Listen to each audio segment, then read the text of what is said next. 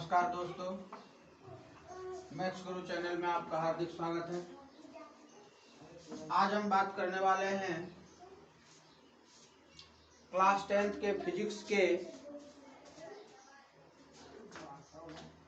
Focus दूरी और वक्रता त्रिज्या में क्या संबंध होती है उसी को।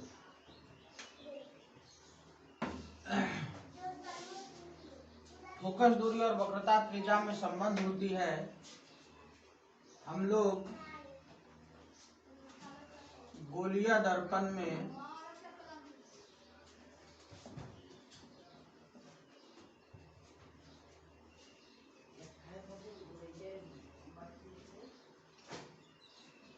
F बराबर R/2 या R बराबर 2F या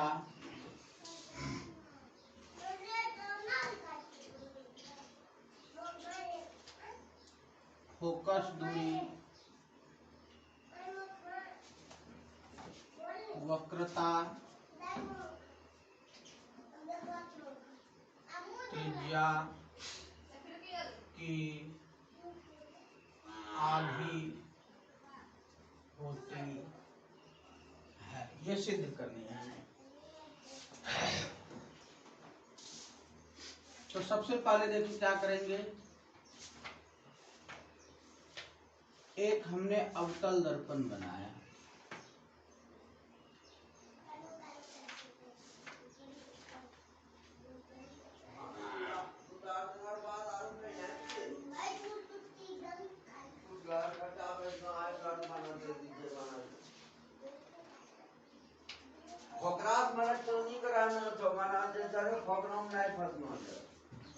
इसे वक्रता केंद्र मान लिया।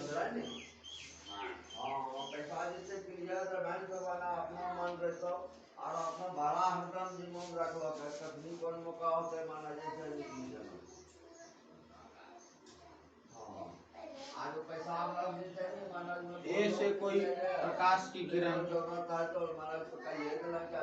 दर्पण के एम बिंदु पर आपतित होकर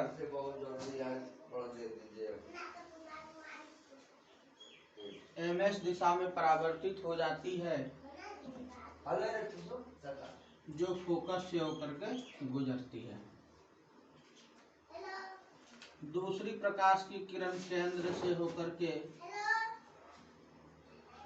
दर्पण पर पड़ती है और पुनः उसी दिशा में रिफ्लेक्ट हो जाती है। इस दिशा में ये गया, पुनः इसी दिशा में ये आ गया। ये जब यहाँ से गई और आई तो ये हो गया आपतित किरण और ये हो गई परावर्तित किरण। आपतित किरण और अभिलंब के बीच का कोण आपतन कोण और परावर्तित किरण और अभिलंब के बीच का कोण परावर्तन कोण। फिर यहाँ से देखिए, ये हमने लंब डाल दिए, तो ये लंब है यहाँ से और कोई सीधी रेखा में यदि हम इस प्रकार से कोई रेखा डाल दिए तो ये होता है काउंटर कोण। ये इसके बराबर हो जाएगा। ये आई हो गया आपतन कोण, परावर्तन कोण, ये दो चीजें हमने यहाँ पर मिला। अब यहाँ पर देखिए फोकस,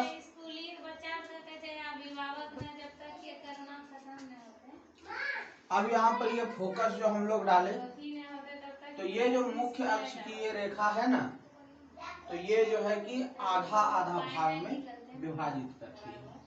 ठीक है, तो ये हो गया आपका। इस प्रकार से हम लोग ये कोण आई और कोण आर बराबर हुआ। क्यों बराबर हुआ? देखिए ये दोनों बराबर है और ये दोनों बराबर होने के बाद कोण आई एक काउंटर कोण से बराबर हुआ और कोण आई और आर आपस में बराबर होता है। आपतन कोण परावर्तन कोण के बराबर होता है। तो ये दोनों कोण क्या हो गया? बराबर। दो कोण बराबर तो क्या हो जाएगा, दो कोण जब बराबर होती है समद्विबाहु त्रिभुज होगी, समद्विबाहु। ये हम लोग चित्रानुसार इसे समायोजित कर लिए, इसे n डाल दीजिए। अब हम लोग इसको जो है करते हैं, माना कि mn एक अवतल दर्पण है जिसका P ध्रुव है, CP मुख्य अक्ष है, मुख्य अक्ष के समांतर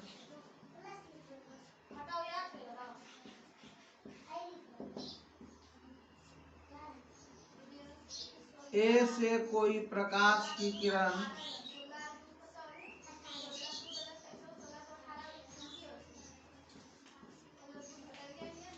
दर्पण के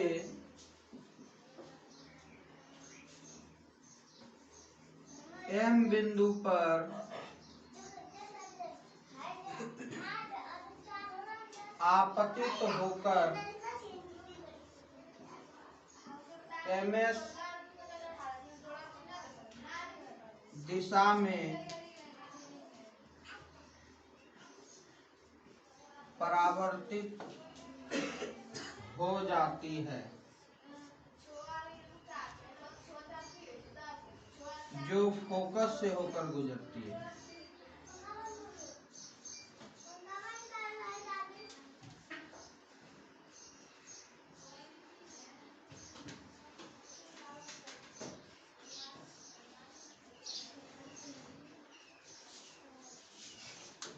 ये हो गया हमारा इसका A, M और S, जो पहला आपतित किरण और परावर्तित किरण हुआ।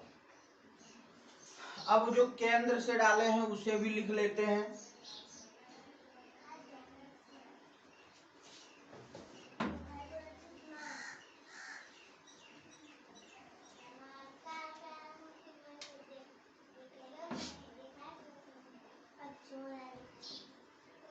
पुनः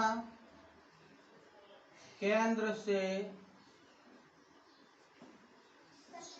कोई दूसरी प्रकाश की किरण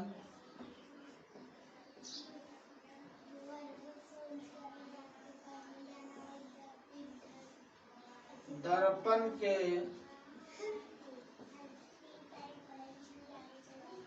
M बिंदु पर आपतित होकर, ये लंब है, लंब उसी दिशा में रिफ्लेक्ट हो जाती है, लंबवत होने के कारण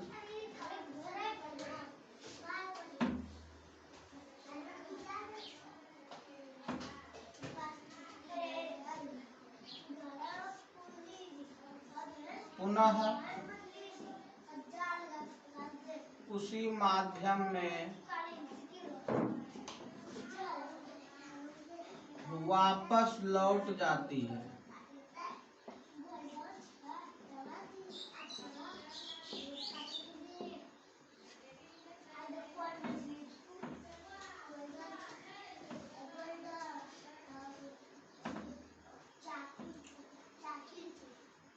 इसलिए कोण AMF बराबर I तथा कोण CMF बराबर R।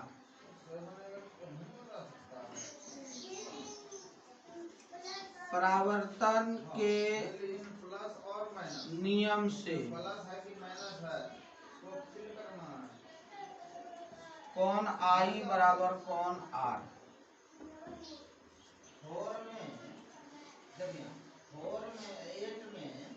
प्लस करेंगे 4 तो कितना होगा, इसलिए 12 हो जाएगा। हाँ, कोण 6 है। AM 6 में कितना प्लस करेंगे कि माइनस करेंगे 4 को, C यहाँ पर 10 हो जाएगा। प्लस करेंगे 6 प्लस 4 बराबर 10। अगर माइनस करते हैं 6 माइनस 4 बराबर I, इसमें 4 घट जाएगा तो 2a बचेगा। लेकिन यहाँ AMC I, दोनों को जोड़ देंगे, अब ये बराबर है MCF यहाँ पर प्लस होगा। ये इसमें देखिए I, ये 18 है। क्यों यहाँ लिख देते हैं एकांतर कोण से। 18 में 8 जोड़ेंगे तो क्या हो जाएगा, 26 हो जाएगा। ये हो गया। करना होगा।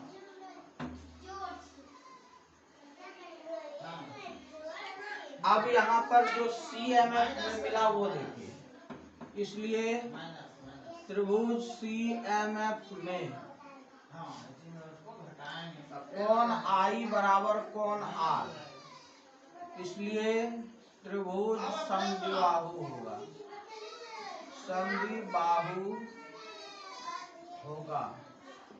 जब समद्विबाहु त्रिभुज होगा तो भुजा भी दो भुजा बराबर होगा, CF बराबर MF, CF बराबर MF।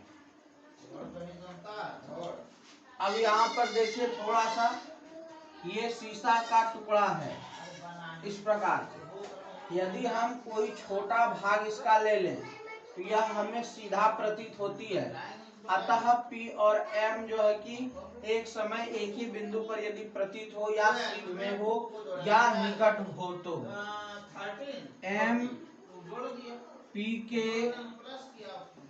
बहुत निकट हो तो